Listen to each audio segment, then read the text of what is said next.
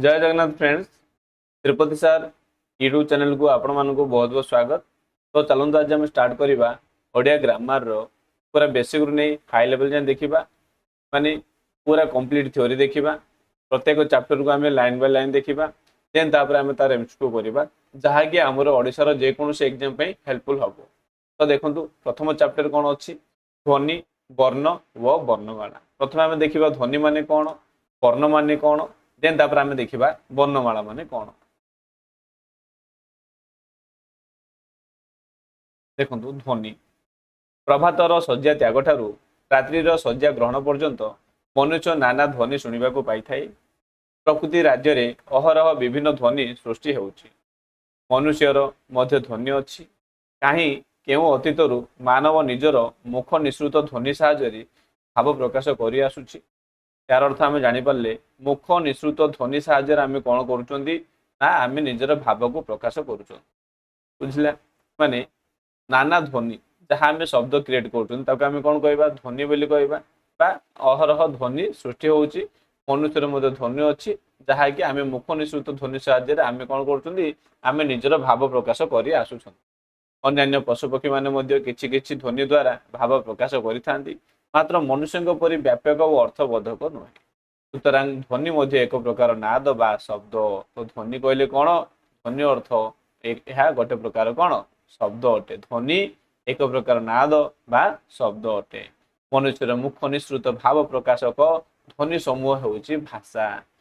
मनुष्यर भाव प्रकाश करुवा ध्वनि समूह मनुष्य जहाँ भी शब्द क्रिएट करे जहाँ भी शब्द सृष्टि करे आम ध्वनि बोली कहवा एवं सेमानंकर भाव प्रकाशक ध्वनि समूह को आम कौन कह भाषा बोली कहवा। जदि किसी ध्वनि समूह सृष्टि हुए ताहा जदि किसी भाव प्रकाश करे ताहले ताको आम भाषा बोली कहवा। जहाँ भी शब्द सृष्टि करवा ताको ध्वनि कहवा आउ से ध्वनि मानक समूह जदि किसी भाव को प्रकाश कला ताहले ताको आम भाषा बोली कहवा। भाषा मध्य भाव भाव प्रकाशर प्रधान माध्यम। भाषा द्वारा आम कौन करती ना आमर भाव को प्रकाश करती। जब आम ध्वनि देखिले देन देखा आम वर्ण देखा। वर्ण माने कौन देखु वर्ण अर्थ ध्वनि मानकर लिखित रूप होउछि वर्ण। वर्ण आउ किछि नुह जहाँ आम उच्चारण कले जहाँ आम नाद बा शब्द सृष्टि कले सेमानकर लिखित रूप को आम कौन कहवा वर्ण बोली कहवा। अर्थात ध्वनि वर्ण मानकर वर्णित बा रूपायित। ध्वनि वर्ण मानकर कौन वर्णित बा रूपायित होइछि।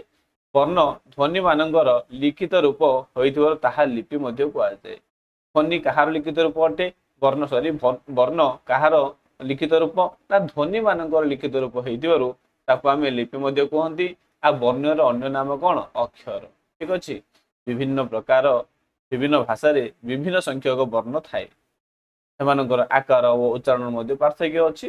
जमी आम ओडिया भाषा अच्छी सेहीपरि अन्य बहुत गुटे भाषा अच्छी जार कि बहुत विभिन्न प्रकार वर्ण अच्छी सेमानकर आकार आ उच्चारण मध्य पार्थक्य रही। आमर गलाकार अटे से टाइप अन्य भाषा मानकर मध्य आकार मध्य अलग अलग अच्छी। वर्णमाला देखा वर्णमालार अर्थ कौन वर्ण देखिले आम देखिले कौन ध्वनि देखिले देन तापर कौन देखिले वर्ण देखिले एबे आम देखा वर्णमाला माने कौन। वर्णमाला कौन देखु ओडिया भाषा रे लेखा पढ़ा 59 वर्ण अच्छी। एग्जाम रे पचारे बा परीक्षा रे पचारे अब आमर ओडिया वर्णमाला रे केतोटी वर्ण रही ना 59 वर्ण रही अछि। एई वर्ण समूह समुदाय को ओडिया भाषार वर्णमाला कहुए। जेतिकिटी वर्ण अच्छी ओडिया भाषा रे सबु वर्ण को आम कौन कहवा वर्णमाला बोली कहवा। जदि आम देखिए वर्णमाला कौन कौन देखु ओ आ इ उ ऊ ऋ ए ऐ ओ औ क ख ग घ ङ च छ ज झ ञ ट ठ ड ढ अण त थ द ध न प फ ब भ म ज य र ळ ल व अवर्ग्य व स स स तीनोटी स। ठीक अच्छे। तालवस्य यह दंतस्य मूर्धन्यस्य तालवस्य तालवस्य मूर्धन्यस्य दंतस्य। ठीक अच्छे। ଅନୁସ୍ୱାର ବିସର୍ଗ ଚନ୍ଦ୍ରବିନ୍ଦୁ। এই ପ୍ରକାରେ ଆମର ଓଡ଼ିଆ ଭାଷାରେ ବର୍ଣ୍ଣମାଳା 59ଟି ଅଛି। ଆଗରୁ ପଢ଼ିଛେ ଧ୍ୱନିର ଲିଖିତ ରୂପକୁ ଆମେ କ'ଣ କହିବା ବର୍ଣ୍ଣ କହିବା। ମାତ୍ର 59ଟି ବର୍ଣ୍ଣର 59ଟି ଧ୍ୱନି ନାହିଁ। ଏହା ମନେ ରଖିବେ, ମାନେ 59ଟି ବର୍ଣ୍ଣର 59ଟି ଧ୍ୱନି ନାହିଁ। କାରଣ କିଛିଟି ବର୍ଣ୍ଣ ଅଛି ଯାହାର କି ଉଚ୍ଚାରଣ ସମାନ ଥାଏ, ତ ସେଥିପାଇଁ ସେମାନଙ୍କର ଧ୍ୱନି ଏକ ହେଇଯିବ। ଯେମିତିକି ଆମେ ଦେଖିବା ଇ ଇ ଦୁଇଟି ବର୍ଣ୍ଣ ହେଲେ ମଧ୍ୟ ଏମାନଙ୍କର ଉଚ୍ଚାରଣ ଏକ ହେଇଗଲା, ମାନେ ଏ ଦୁଇକୁ ଆମେ କ'ଣ କନସିଡର କରିବା ଧ୍ୱନି ରୂପେ, ଗୋଟିଏ ଧ୍ୱନି ରୂପେ କନସିଡର କରିବା। ଦୁଇଟି ବର୍ଣ୍ଣ କିନ୍ତୁ କନସିଡର କଲେ କ'ଣ ନା ଗୋଟିଏ ଧ୍ୱନି। ସେ ଟାଇପର ଜ ଦୁଇଟି ବର୍ଣ୍ଣ କିନ୍ତୁ କନସିଡର କଲେ ଆମେ କ'ଣ ନା ଗୋଟିଏ ଧ୍ୱନି। ସ କ'ଣ ତାଲବସ୍ୟ ମୂର୍ଧନ୍ୟସ୍ୟ ତାଲବସ୍ୟ ଦେନ୍ ଦନ୍ତସ୍ୟ। ଏମାନେ କ'ଣ ହେଲେ ତିନୋଟି ବର୍ଣ୍ଣ କିନ୍ତୁ ଆମେ କନସିଡର କଲେ କ'ଣ ନା ଗୋଟିଏ ଧ୍ୱନି। ତାହେଲେ ଏଠାରେ କ'ଣ ହେଲା ବର୍ଣ୍ଣ ଅଧିକ ହେଲା ଧ୍ୱନି କମ ହେଲା। ବର୍ଣ୍ଣ ଗୁଡା ଉଚ୍ଚାରଣ ସମାନ, ଯଥା ପାଣି ପାଣି, ଜଳ, ଯଶ, ଶଗଡ଼, ଷଣ୍ଢ, ସହର। ମାନେ ଏଇ ତିନିଟା ଯାକ ସ କ'ଣ ହେଲା ସେମାନଙ୍କ ଉଚ୍ଚାରଣ ସେମ୍ ହେଲା। ବର୍ଣ୍ଣ କିନ୍ତୁ ଅଲଗା କିନ୍ତୁ ଉଚ୍ଚାରଣ ସମାନ ଥିବାରୁ ସେମାନଙ୍କର ଯେତିକି ବର୍ଣ୍ଣ ସେତିକି ଧ୍ୱନି ନାହିଁ। ଓଡ଼ିଆରେ ବ୍ୟବହୃତ ବର୍ଣ୍ଣମାନଙ୍କୁ ଆମେ କ'ଣ କରୁଛନ୍ତି ଦୁଇ ଭାଗରେ ବିଭକ୍ତ କରୁଛନ୍ତି। କ'ଣ ସ୍ୱରବର୍ଣ୍ଣ ଓ ବ୍ୟଞ୍ଜନ ବର୍ଣ୍ଣ। ସ୍ୱରବର୍ଣ୍ଣ ଓ ବ୍ୟଞ୍ଜନ ବର୍ଣ୍ଣ ଭାବେ ଆମେ ଦୁଇ ଭାଗରେ କ'ଣ କରୁଛନ୍ତି ବର୍ଣ୍ଣମାନଙ୍କୁ ଆମେ ବିଭାଗୀକରଣ କରୁଛନ୍ତି। ଦେଖିବା ସ୍ୱରବର୍ଣ୍ଣ କ'ଣ, ଦେନ୍ ଆମେ ଦେଖିବା ବ୍ୟଞ୍ଜନ ବର୍ଣ୍ଣ କ'ଣ। ସ୍ୱରବର୍ଣ୍ଣ କ'ଣ? ଅନ୍ୟ ବର୍ଣ୍ଣର ସାହାଯ୍ୟ ନ ନେଇ ଉଚ୍ଚାରିତ ହେଉଥିବା ବର୍ଣ୍ଣମାନଙ୍କୁ ସ୍ୱରବର୍ଣ୍ଣ କୁହାଯାଏ। ମାନେ ଯେଉଁ ବର୍ଣ୍ଣ ଅନ୍ୟ ବର୍ଣ୍ଣର ସାହାଯ୍ୟ ନ ନେଇ ଉଚ୍ଚାରିତ ହେଲେ ତାକୁ ଆମେ କ'ଣ କହିବା ସ୍ୱରବର୍ଣ୍ଣ ବୋଲି କହିବା। ଓଡ଼ିଆ ଭାଷାରେ ସ୍ୱରବର୍ଣ୍ଣ କେତୋଟି ଅଛି ନା 11ଟି ଅଛି। ଠିକ ଅଛି, ଏକ୍ଜାମରେ ମନେ ରଖିବେ ଏକ୍ଜାମରେ ପଚାରେ କି ସ୍ୱରବର୍ଣ୍ଣ କେତୋଟି ଅଛି। ୟାକୁ ନେଇକି ଯଦି ସେ କିଛି କମ୍ପ୍ଲିକେଟେଡ୍ କରିବ ବା ଟିକେ ଟ୍ରିକି କ୍ୱେଶ୍ଚିନ୍ କରିବ ତ ୟା ଆଗରେ ମୁଁ କହିବି କିପରି ସ୍ୱରବର୍ଣ୍ଣକୁ ନେଇକି ସେ କ୍ୱେଶ୍ଚିନ୍ କରିବ। ଯଥା କ'ଣ ଅଛି ଓ ଆ ଇ ଉ ରୁ ଏ ଐ ଓ ଓ। ଏଇ 11ଟି ଅଛି ସ୍ୱରବର୍ଣ୍ଣ। ପ୍ରାଚୀନ ବ୍ୟବହାରରେ ଥିବା ରୁ ଦୀର୍ଘ ରୁ ଲୁର ପ୍ରଚଳିତ ବର୍ତ୍ତମାନ ନାହିଁ। ମୁଖ ଗୁହରର ବାଗ୍ ଯନ୍ତ୍ର ଦେଇ ସ୍ୱର ବର୍ଣ୍ଣ ଗୁଡ଼ିକ ଉଚ୍ଚାରିତ ହେଲା ବେଳେ ନିର୍ଭଦରେ ଉଚ୍ଚାରିତ ହୋଇଥାନ୍ତି। ସ୍ୱରବର୍ଣ୍ଣ ଗୁଡ଼ାକୁ ଉଚ୍ଚାରିତ ହେବା ପାଇଁ ସେମାନଙ୍କୁ ଅଧିକ ବାଧା ପ୍ରାପ୍ତ ହୁଏନି, ମାନେ ସେମାନେ କ'ଣ ନିର୍ଭଦରେ ଉଚ୍ଚାରିତ ହୋଇଥାନ୍ତି। ସେମାନଙ୍କୁ ଆମେ କ'ଣ କହିବା ସ୍ୱରବର୍ଣ୍ଣ ବୋଲି ଆମେ କହିବା। ଦେନ୍ ଦେଖିବା ସ୍ୱରବର୍ଣ୍ଣର ଆମେ ଦେଖିବା ସେମାନଙ୍କର ବିଭାଗୀକରଣ ପୁଣି ଆମେ କରୁଛନ୍ତି। ସ୍ୱରବର୍ଣ୍ଣକୁ ପୁଣି ଆମେ ବିଭାଗୀକରଣ କରୁଛନ୍ତି। ସ୍ୱରବର୍ଣ୍ଣ ମାନଙ୍କର ବିଭାଗ ଉଚ୍ଚାରଣ ଅନୁସାରେ ସ୍ୱରବର୍ଣ୍ଣକୁ ଦୁଇ ଭାଗରେ ପୁଣି ଆମେ ବିଭକ୍ତ କରୁଛନ୍ତି। କ'ଣ ହ୍ରସ୍ୱ ସ୍ୱର, ଦେନ୍ ଆଉ କ'ଣ କରୁଛନ୍ତି ଦୀର୍ଘ ସ୍ୱର। ହ୍ରସ୍ୱ ସ୍ୱର କ'ଣ ଓ ଦୀର୍ଘ ସ୍ୱର କ'ଣ ଆମେ ଦେଖିବା। ହ୍ରସ୍ୱ ସ୍ୱର ମାନେ କ'ଣ ଓ ଆ ମଧ୍ୟରୁ ପ୍ରଥମଟି ହେଲା ହ୍ରସ୍ୱ ଆଉ ଦ୍ୱିତୀୟଟି ହେଉଛି ଦୀର୍ଘ। ଇ ମଧ୍ୟରୁ ପ୍ରଥମ ଇ ହେଉଛି ହ୍ରସ୍ୱ, ଦ୍ୱିତୀୟ ଇଟି ହେଉଛି ଦୀର୍ଘ। ଉ ମଧ୍ୟରୁ ପ୍ରଥମଟି ହେଉଛି ହ୍ରସ୍ୱ, ଦ୍ୱିତୀୟଟି ହେଉଛି ଦୀର୍ଘ।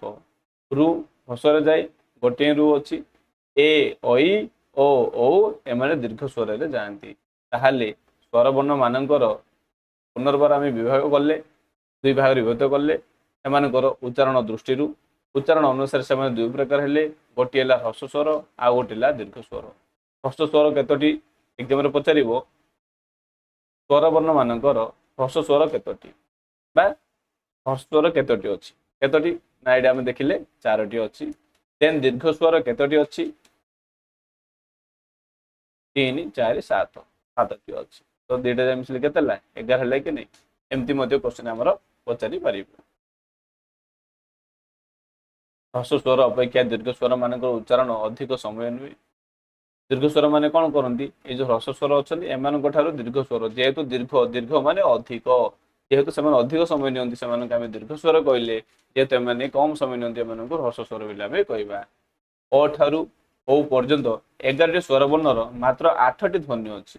ଏହା ମୋଷ୍ଟ ଇମ୍ପୋର୍ଟାଣ୍ଟ ଅଟେ, ଏହାକୁ ଆମକୁ ମନେ ରଖିବାକୁ ପଡ଼ିବ। ଏକ୍ଜାମରେ ପଚାରିବ କି 11ଟି ସ୍ୱରବର୍ଣ୍ଣର କେତୋଟି ଧ୍ୱନି ଅଛି, ନା 11ଟି ସ୍ୱରବର୍ଣ୍ଣର 8ଟି ଧ୍ୱନି ଅଛି। ଯଥା ଓ ଆ ଇ ଉ ଏ ଐ ଓ ଔ।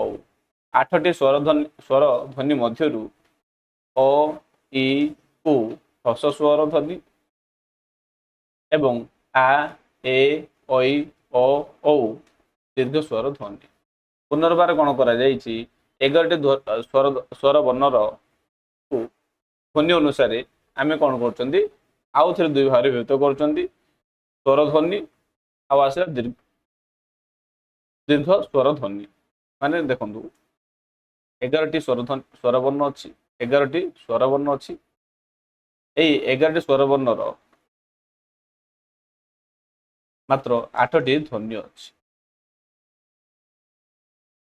ପୁନର୍ବାର ଏଇ 8ଟି ଧ୍ୱନିକୁ ଆମେ କ'ଣ କଲେ? ବିଭକ୍ତ କଲେ। ହ୍ରସ୍ୱ ଧ୍ୱନି,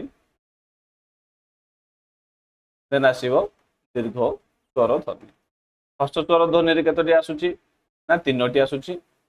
ଦେନ୍ ଦୀର୍ଘ ସ୍ୱର ଧ୍ୱନିରେ କେତୋଟି ଆସୁଛି? ନା 5ଟି ଆସୁଛି। ଠିକ୍ ଅଛି, ଆଇ ଥିଙ୍କ କ୍ଲିୟର ହେଇଥିବ।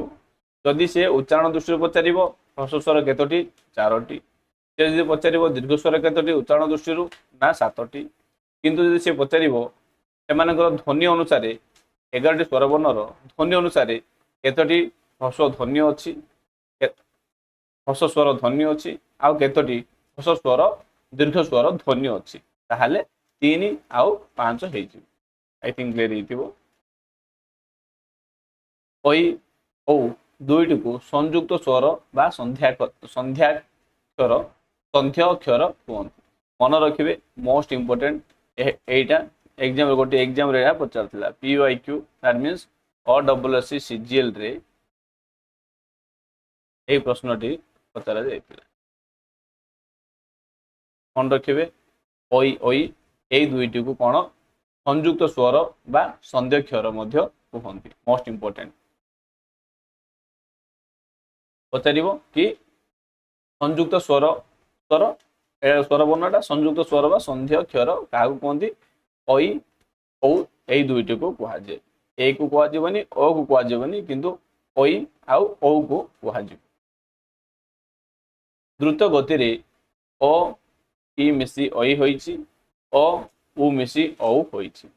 ଦ୍ରୁତ ଉଚ୍ଚାରଣରେ ଅ ଇ ଔ ହୁଏ, ଅ ଉ ଔ ହୁଏ। ବ୍ୟଞ୍ଜନ ବର୍ଣ୍ଣ ଆମେ ଦେଖିବା। ବ୍ୟଞ୍ଜନ ବର୍ଣ୍ଣ ମାନେ କ'ଣ?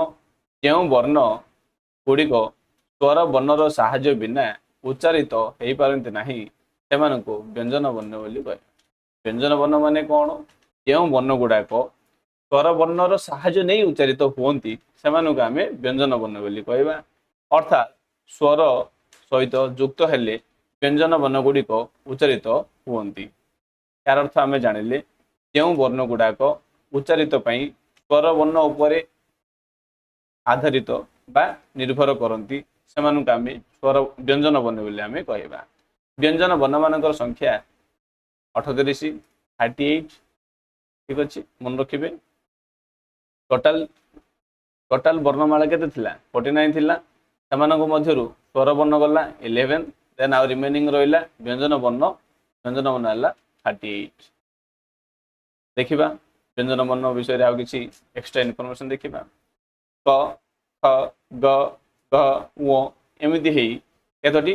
38ଟି ବ୍ୟଞ୍ଜନ ବର୍ଣ୍ଣରେ ଉଚ୍ଚାରଣରେ ଏମାନଙ୍କର ମଧ୍ୟ 32ଟି ଧ୍ୱନି ଅଛି। ଏହା ମଧ୍ୟ ମୋଷ୍ଟ ଇମ୍ପୋର୍ଟାଣ୍ଟ ଅଟେ, କାରଣ ଏକ୍ଜାମ୍ରେ ପଚାରିବ 38ଟି ମାନେ 38 ବ୍ୟଞ୍ଜନ ବର୍ଣ୍ଣର କେତୋଟି ଧ୍ୱନି ଅଛି? ନା 32ଟି ଧ୍ୱନି ଅଛି। କାହାର କାହାର ଅଛି? କ, ଖ, ଗ, ଘ ଏଇ ପ୍ରକାରେ ଏମାନଙ୍କର କ'ଣ ଅଛି? 32ଟି ଧ୍ୱନି ଅଛି।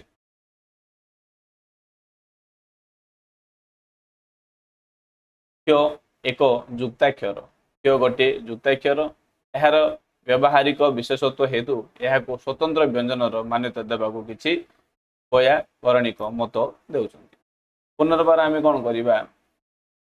ବ୍ୟଞ୍ଜନ ବର୍ଣ୍ଣର ଯେମିତି ସ୍ୱର ବର୍ଣ୍ଣର ବିଭାଗୀକରଣ କରୁଥିଲେ ସେହି ପ୍ରକାରେ ଆମେ କ'ଣ କରିବା? ବ୍ୟଞ୍ଜନ ବର୍ଣ୍ଣର ବିଭାଗୀକରଣ କରିବା। କ'ଣ ଦେଖନ୍ତୁ, ବ୍ୟଞ୍ଜନ ବର୍ଣ୍ଣମାନଙ୍କ ମଧ୍ୟରୁ କ ଠାରୁ ମ ପର୍ଯ୍ୟନ୍ତ 25ଟି ସ୍ପର୍ଶ ବର୍ଣ୍ଣ ଅଛି। केतोटी ना 25टी मन रखिए 25टी अच्छी आमर स्पर्श वर्ण अच्छी केउठारु केउठा जाए ना क ठारु म जाए मन रखिए व्यंजन वर्ण मानक मध्य क ठारु म पर्यंत 25टी स्पर्श वर्ण अच्छी एगुड़िकर उच्चारण समय जिह्वार अग्र मध्य बा मूलर साहाय्य नहीं कंठ तालु मूर्धा दंत व अष्टादि को स्पर्श करने को पड़ी थाए जेहेतु एमाने उच्चारण समय कंठ तालु मूर्धा दंत व अष्टादि को जिह्वा साहाय्य स्पर्श करने को पड़ी थाए से एम कौन कह स्पर्श वर्ण बोली कहवा यही स्पर्श वर्ण गुड़िक पुनर्बार आम कौन कर 5टी वर्ग बा श्रेणी आम आपको विभक्त करें जेहेतु एम 5टी वर्ग बा श्रेणी विभक्त कर आम कौन कहवा ना वर्ग व्यंजन बोली कहवा वर्ग व्यंजन बा वर्ग वर्ण बोली आम कहवा जो ठारू चंद्रबिंदु जाए 13टी अवर्ग व्यंजन अच्छी आई थिंक क्लियर हो 38 38 कौन व्यंजन वर्ण होगा ए 38 व्यंजन वर्ण रु ओडिया लिखि दो 38 व्यंजन वर्ण रु 25 होगला स्पर्श वर्ण बा यही स्पर्श वर्ण को पुनर्बार आम कौन कले 5टी वर्गरे आपको आम कौन कले भाग कले तेणु याक आम कौन कहले वर्ग वर्ण बोली कहले वर्ग वर्ण बोली कहले आउ रिमेनिंग केते रहिला आउ 13टी रहिला एही 13टी को आम कौन कहवा अवर्ग वर्ण बोली कहवा अवर्ग व्यंजन वर्ण बोली कहवा ये जो 13टी अवर्ग व्यंजन जो ठारू नहीं चंद्रबिंदु जाए अच्छी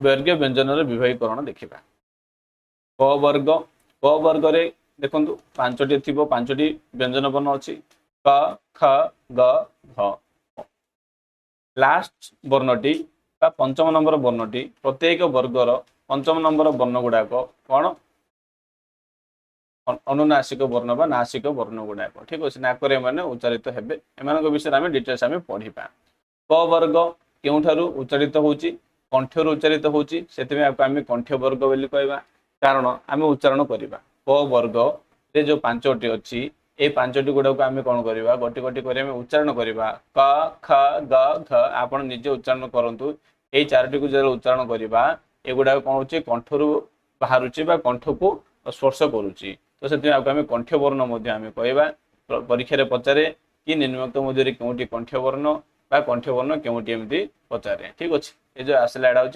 हूँ नाकुर उच्चारित हो ठीक अच्छे नासिक वर्ण बोली आम कहवा देन च वर्ग कौन च छ ज झ न्य यही जो च छ ज यही 4टी को जो आम उच्चारण करवा सी कौन कर तालव्य माने तालु को से स्पर्श कर आम कौन कहवा तालव्य वर्ण बोली कहवा ट वर्ग कौन ट ठ ड ढ अण एगुड़ाक कौन हम मूर्धन्य को स्पर्श कर मूर्धन्य वर्ण बोली कहवा देन त वर्ग कौन त थ द ध न एमाने दंत को स्पर्श कर उच्चारण समय दंत को दांत को स्पर्श कर दंत वर्ण बोली कहवा देन आसला प प फ ब एमाने उच्चारण समय अष्ट को स्पर्श कर अष्ट वर्ण बोली आम कहवा दैट मीन्स आम गोटे ट्रिक मन रखा कि कचट तप वर्ग केतोटी ना कचट तप क कहले क ठारू नहीं आम कौन करवा म जाए उच्चारण करवा देन च कहले च ठारू न जाए ट कहले ट ठारू अण जाए त कहले न जाए प कहले म जाए देन तापर यार सिक्वेन्स जमी आम मन रखिले क च ट त प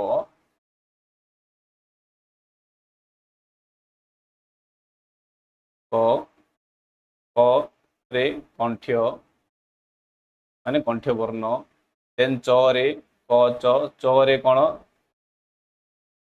ता तालव्य क च ट त रे कौन आसीबो मूर्धन्य मूर्धन्य देन त रे कौन आसीबो दंत्य देन तापर प रे कौन आसीबो ना अष्ट्य ठीक अछि कता कता मु द ओ मीन्स कचट तप ए जो कचट तप को आउ ए जो आमर स्पर्श कर जगह को आम कौन करा पड़ो ठीक ठाक गोटे अर्डर आमको मन रखा पड़ो ताहले कौन आम मन रम जेकोसी क्वेश्चन आंसर आम आराम से कर ठीक अच्छे देखो ये जो कचट तप को ये जो वर्ण गुड़ाक कंठ तालव्य मूर्धन्य दंत्य अष्ट्य एम आमको सीरियल वाइज मन रखा पड़ो देन देखा एगुड़ा आम देखिले कौन अवर्ग व्यंजन देखिले सॉरी वर्ग व्यंजन देखिले एवं आम देखा अवर्ग व्यंजन आम देखा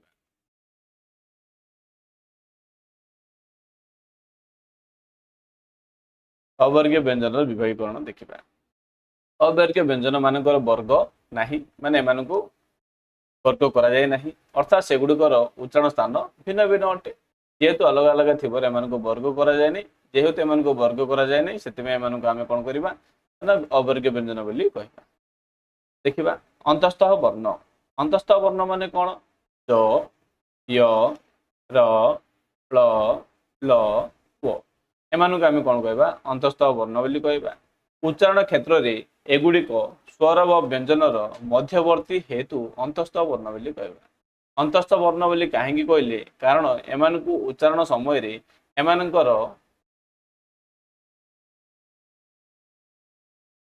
अंतस्थ माने एमानकर उच्चारण स्वर व व्यंजन मानक मध्यवर्ती हेतु एमानकु अंतस्थ वर्ण बोली कहवा बा एमानकु अर्धस्वर ध्वनि अर्धस्वर मध्य कहवा ठीक अच्छे अंतस्थ वर्ण बा अर्धस्वर मध्य एमानकु आमे कहवा मन रखिबे इंपोर्टेंट हो देन देखिबा उष्म वर्ण देखिबा उष्म वर्ण देखंतु स तीनोटी स अच्छी आउ सहित ह जेतले कि एमानकु उच्चारण करबा मुखरु किछि उष्मता प्रकाशित हेबो ताहाकु आमे उष्म वर्ण बोली आमे एगुड़िकर उच्चारण में मुखरु अधिक उष्मा निर्गत होमानकु उष्म वर्ण बोली आमे देखा आम अजग बाह वर्ण देखा अजग बाह वर्ण कौन देखु अनुस्वार विसर्ग चंद्रबिंदु यही तीनोटी को आम कौन कहवा अजग बाह वर्ण बोली कह कारण यही वर्ण गुड़िक स्वर किंबा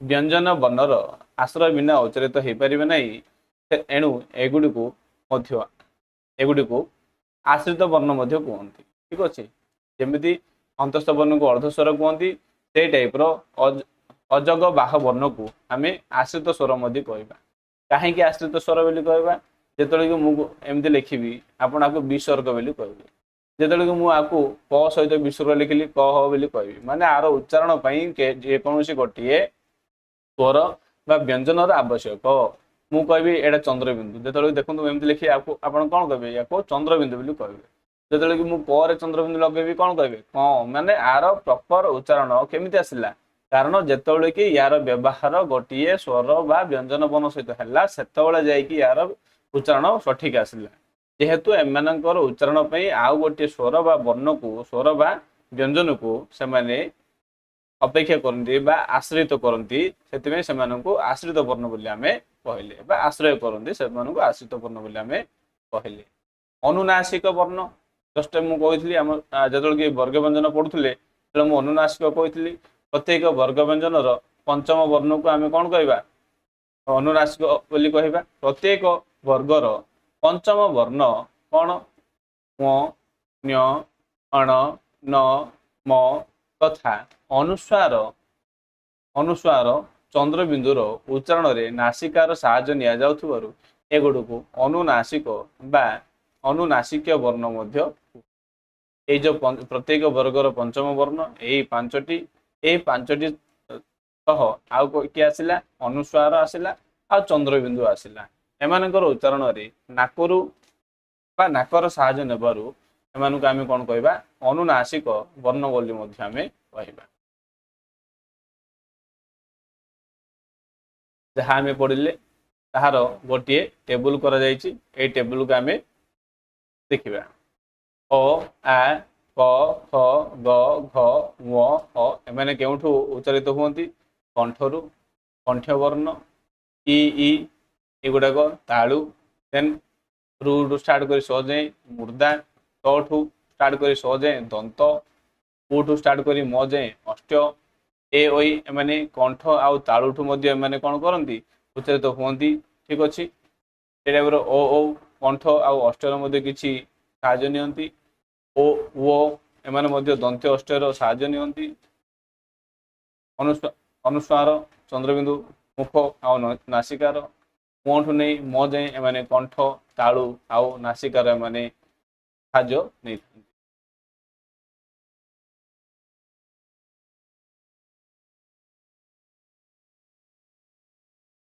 ମାନେ ଏଠି ଲେଖା ହେଇଛି ଏଥିରୁ ଗୋଟେକୁ ଏଥିରୁ ଗୋଟେ ତ ଏଥିରୁ କଣ୍ଠକୁ ତାଳୁ। ଠିକ ଅଛି। ଦେଖିବା ଅବର୍ଗୀୟ ବ୍ୟଞ୍ଜନ ହେଇ ଦେଖିବା। ଅବର୍ଗୀୟ ବ୍ୟଞ୍ଜନରେ ଆଉ କ'ଣ କରାଯାଇଛି ଦେଖନ୍ତୁ। ଅଳ୍ପ ପ୍ରାଣ ବ୍ୟଞ୍ଜନ। ଅଳ୍ପ ପ୍ରାଣ ବ୍ୟଞ୍ଜନ ମାନେ କ'ଣ ଦେଖିବା। ଯେଉଁ ବର୍ଗ ବ୍ୟଞ୍ଜନର ବା ଯେଉଁ ବର୍ଣ୍ଣମାନଙ୍କର ଉଚ୍ଚାରଣରେ ଅଳ୍ପ ପ୍ରାଣ ବା ବାୟୁ ନିର୍ଗତ ହୁଏ ସେମାନଙ୍କୁ ଅଳ୍ପ ପ୍ରାଣ ବ୍ୟଞ୍ଜନ ବୋଲି କହିବା। ଅଳ୍ପ ପ୍ରାଣ ବ୍ୟଞ୍ଜନ କାହାକୁ କହିବା ଦେଖନ୍ତୁ। ଯେଉଁ ବର୍ଣ୍ଣମାନଙ୍କର ଉଚ୍ଚାରଣରେ ଅଳ୍ପ ପ୍ରାଣ ନିର୍ଗତ ହୁଏ ମାନେ କମ ପ୍ରାଣ ନିର୍ଗତ ହେଲା ବା କ'ଣ କମ ବାୟୁ ପ୍ରାଣ ମିନ୍ସ ବାୟୁ ଏଠାରେ ବୁଝାଯିବ। କମ ବାୟୁ ଯଦି ନିର୍ଗତ ହବ ତାକୁ ଅଳ୍ପ ପ୍ରାଣ ବ୍ୟଞ୍ଜନ ବୋଲି କହିବା।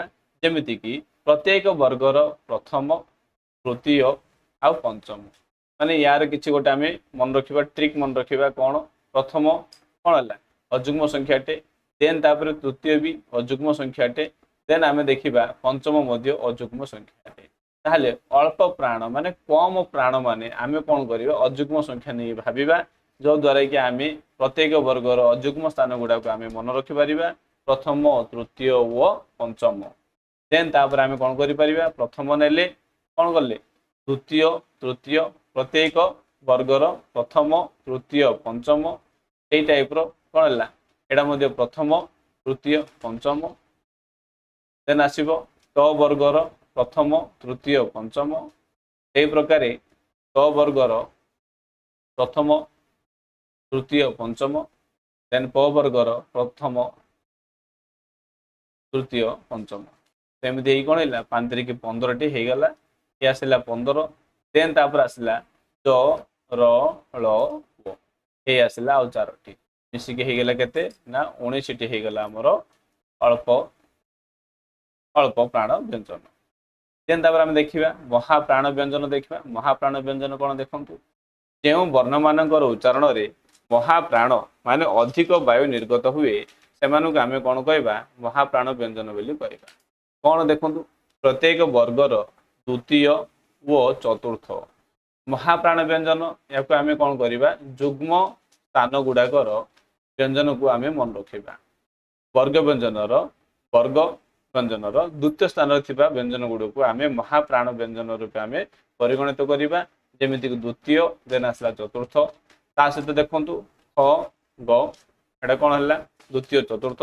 ସେଇଟା ଛ ଜ ଦ୍ୱିତୀୟ ଚତୁର୍ଥ, ଖ ଡ଼ ଦ୍ୱିତୀୟ ଚତୁର୍ଥ, ଥ ଦ ଦ୍ୱିତୀୟ ଚତୁର୍ଥ, ଖ ଭ ଦ୍ୱିତୀୟକୁ ଚତୁର୍ଥ। ତା ସହିତ ଆଉ ଆସିଗଲେ ଏଇ 3ଟି ସ ଆଉ ହ ଆସିଗଲେ ମହାପ୍ରାଣ ବ୍ୟଞ୍ଜନ। ଠିକ ଅଛି।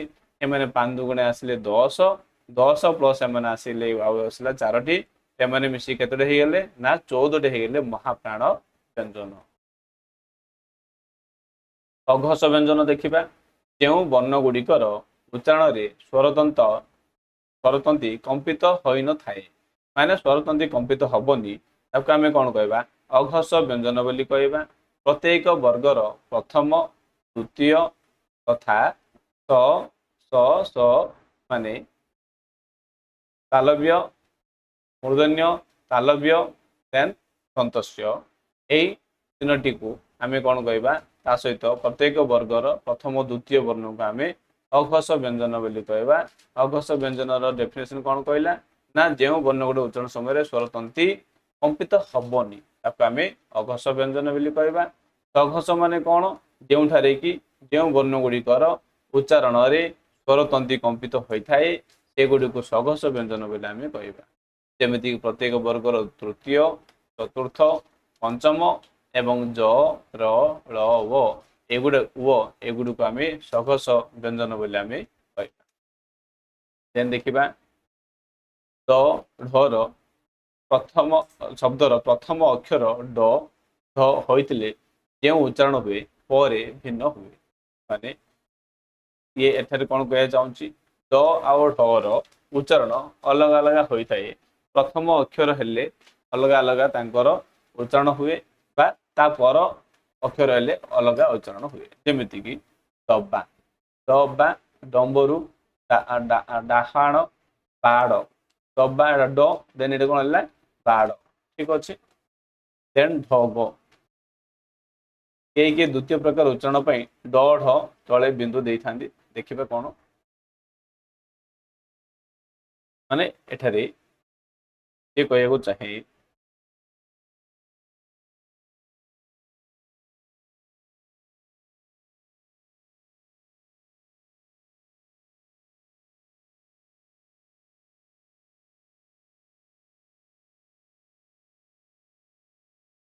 देखो एठारे किसी आमको परिलिखित करिया पड़िबो। तो शब्दर प्रथम अक्षर ड आउ ढ होइतिले केउ उच्चारण हुए पर थिले उच्चारण भिन्न उच्चारण हुए। माने देखंतु दबा कहले एठारे डा किछि उच्चारण हला आपण निजे उच्चारण कर जानि परिबे। देन एठारे बाड़ बाड़ कहले द बा ड माने एठारे डर अलग उच्चारण अछि एठारे डर अलग उच्चारण अछि। द एठारे प्रथमे आसीछि द एठारे शेष रे आसीछि ताले एठारे कोन अलग आमे कोन करले देखंतु जेतळे कि डडा प्रथमे आसिला एठारे आमे अध बिंदु देई नांदी किंतु जेतळे कि डडा परवर्ती समय आसी शेष आसी से आम कौन कर अध बिंदु देइछंती। डम्बरू डमरू डमरू डरे अध बिंदु नाही कारण प्रथम अच्छी गड़ कारण एठारे रे अध बिंदु अच्छी कारण या शेष अच्छी। हमणा गढ़ ढडी ए ढडी कौन अच्छी प्रथम थिला अध बिंदु नाही शेष अच्छी अध बिंदु अच्छी। तो प्रथम थिला बेले ढर उच्चारण अलग अच्छी देन शेष थिला बेले ढर उच्चारण अलग अच्छी। के द्वितीय प्रकार उच्चारण पाई ड ढ तले बिंदु देई लेखंती यथा छड़ पढ़ा ड ढ व अध बिंदु थिबा ड ढ ର ପ୍ରୟୋଗର କୌଣସି ଅର୍ଥଗତ ପରିବର୍ତ୍ତନ ଘଟେ ନାହିଁ। ଆପଣ ड ढ ଲେଖନ୍ତୁ ବା ତା ତଳେ ଅର୍ଦ୍ଧ ବିନ୍ଦୁ ଦେଇ ଲେଖନ୍ତୁ ତାର ଅର୍ଥଗତ କିଛି ବି ପରିବର୍ତ୍ତନ ନୁହେଁ। एणु अधबिंदु विजुक्त बा अधबिंदु युक्त ड ढ दुई प्रकार वर्ण नुहति माने दुईटी गुडाकर अर्थ गोटे सेमानकर अर्थ किछि परिवर्तन घटे नाही सेथिबे सेमानकर वर्ण अलग अलग नुहति सेमानकर अधबिंदु लागू बा न लागू सेमानकर एक प्रकार ही थांती। किंतु आपण मन रखंतु जेतळे कि प्रथमे जे कोनोसी शब्दर प्रथम अक्षर ड ढ रु स्टार्ट हुए अधबिंदु न थाए किंतु परवर्ती समय जदि थिबो ताहाले सेटारे आमे कोन करि परिबा ड ढ रे आमे अधबिंदुर व्यवहार करि परिबा।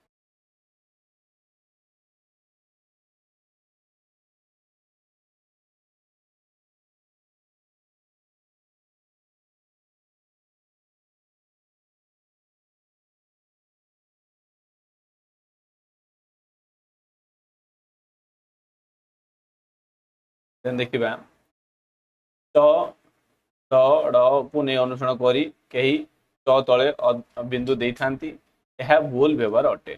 च तळे अध बिंदु रहिबो नाही। ठीक अछि मन रखिबे च तळे अध बिंदुर व्यवहार नाही याकू मन रखिबे इंपोर्टेंट मोस्ट इंपोर्टेंट अटे कारण म म न्य अण अळ एही चारोटी वर्णर व्यवहार प्रथम अक्षर रूपे व्यवहृत हो पारिबो नाही।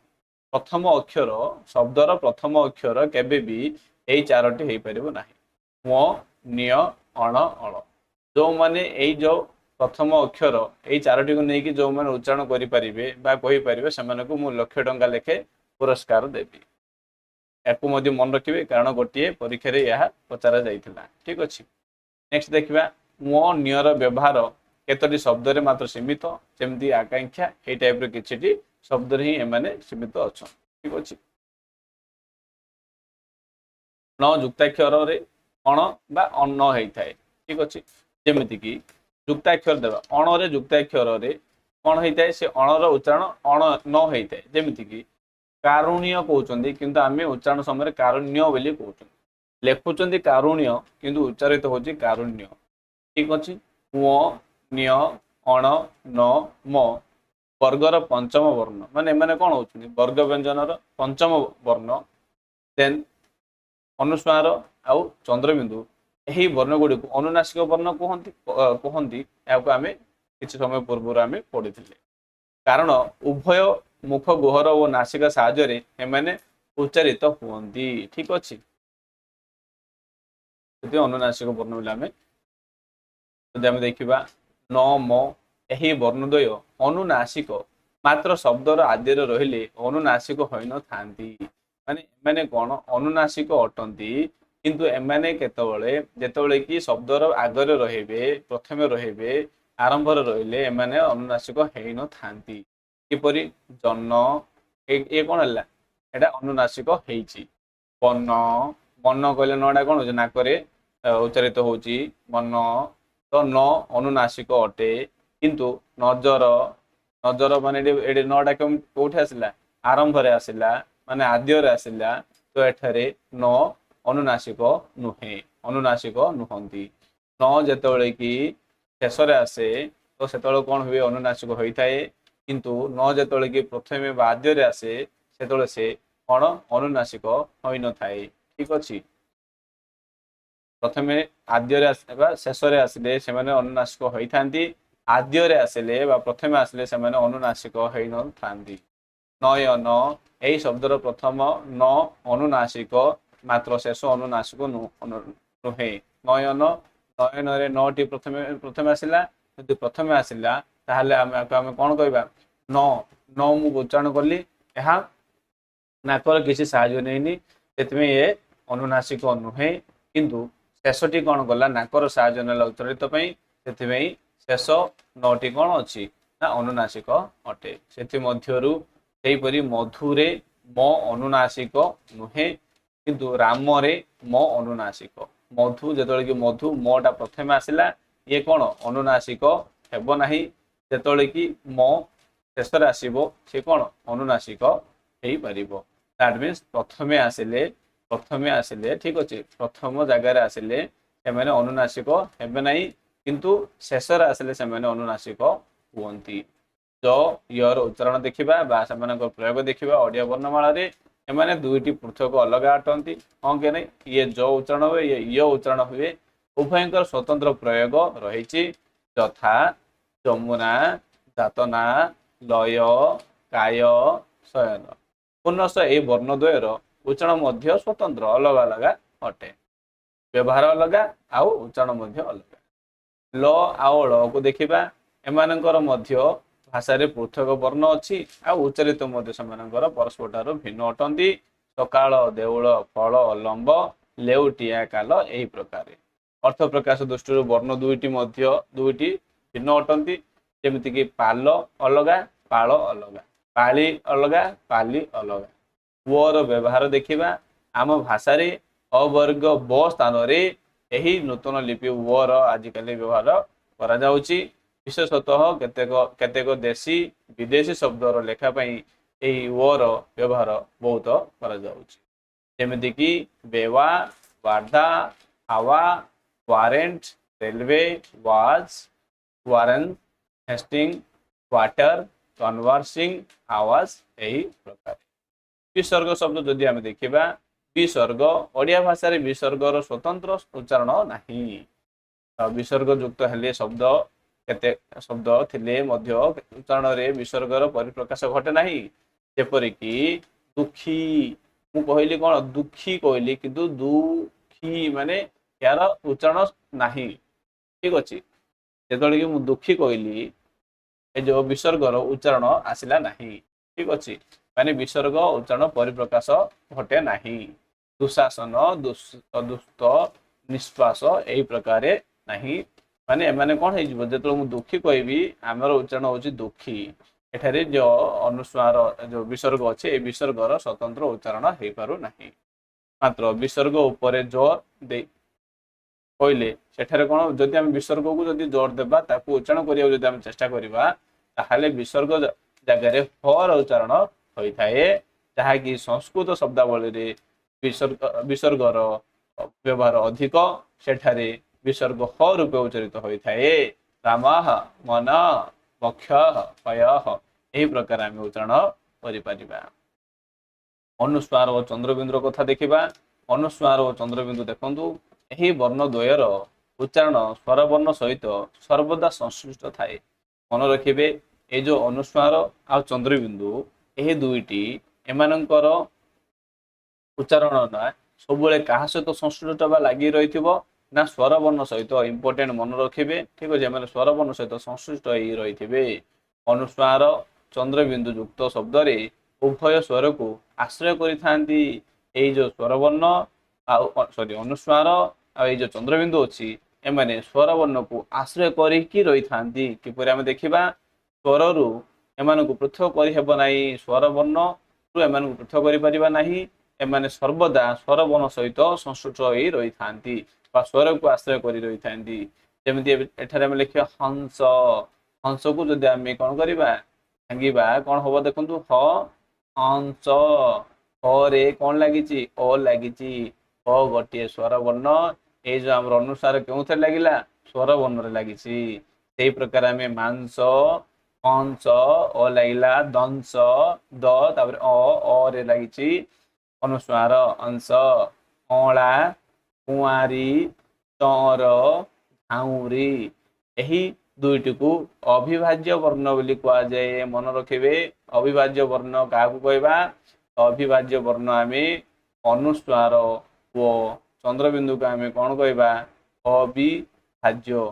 अविभाज्य कारण आपको आमे भाज्य करि परिबा नै अलग करि परिबा नाही। एमानक आमे अविभाज्य वर्ण बोली आमे कहले। शेषरे रहिला एई जो तीनोटी स अछि एई तीनोटी स्वर ओडिया रे प्राय स होइते माने उच्चारण समय माने कोन ए जो दंतस्य टाइप रे ही उच्चारण हेथांती। आई थिंक क्लियर हेथिबो। आमे कोन कले आज वर्ण ध्वनि आ वर्णमाला बा ध्वनि वर्ण और वर्णमाला को संपूर्ण रूपे लाइन बाय लाइन करी आमे कोन कले पूरा आमे थ्योरी कंप्लीट करले। प्रथमे थ्योरी करंतु देन तापर यार एमसीक्यू करिवे आपण मानको मजा आसीबो आ भलो भी लागिबो। हम किछि जानिछि एई प्रश्न उत्तर मु करि परिबी जदि बा करि पालेनी जाइकि पुनर्बार थ्योरी देखिबा ठीक अछि। आई थिंक क्लियर हेथिबो। जदि आपण मानको जदि भलो लागिछि ताहाले लाइक शेयर सब्सक्राइब करबा को भूलिबे नाही। तो आज पे एति रखिबा। नेक्स्ट क्लास रे पुणी आपण मान सहित देखा हबो। जय जगन्नाथ फ्रेंड्स।